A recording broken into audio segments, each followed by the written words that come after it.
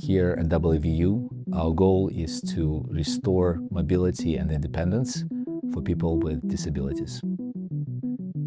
Think about from a perspective of an amputee. So if the person has lost their leg, they're not just losing their motor capability, they're losing their sensing capabilities too. They cannot feel their foot anymore. When we walk, we can feel, we hit the ground and we can feel it, we're on the ground. But when they walk with a prosthetic, that doesn't happen. That sensory part is completely lost. For our approach, mostly working on the haptic mechanism. So that's just the tactile feedback. So whenever you hit the ground, it will give you some kind of vibration on some part of the body.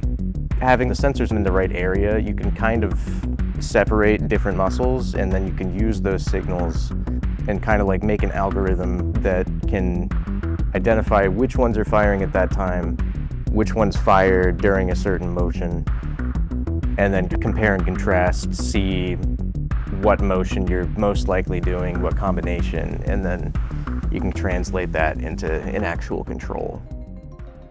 When you hear VR, you almost think gaming, and a lot of people don't think of it as in the clinical aspect or how we could use it for the health side to actually help people. What I'm trying to do is develop these safe environments where on our treadmill we have a harness we can strap someone in so they fully will not fall, they don't have to worry about anything like that, and then we're able to test how they walk instead of doing it outside where a lot of people have to hold up the railings. Especially when you get a prosthetic, people are falling tremendously because you have to learn how to integrate that with your body. Being able to have a safe environment, I think, takes away some of that worry that some people have when they're kind of in rehabilitation.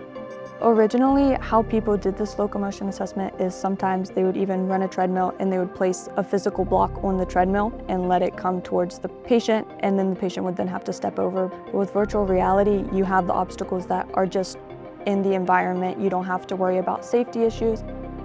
Looking at all the different aspects that we can of the body, like naturally, combining those into the development of a new prosthetic would help them almost feel as if they don't have a prosthetic, which is the ultimate goal, to think you can walk with your leg, have the same sensation or feeling, and do all your natural day tasks, because it is very limiting. What they're missing in current technologies. And it turns out like they're missing a lot, and we're trying to improve one step at a time.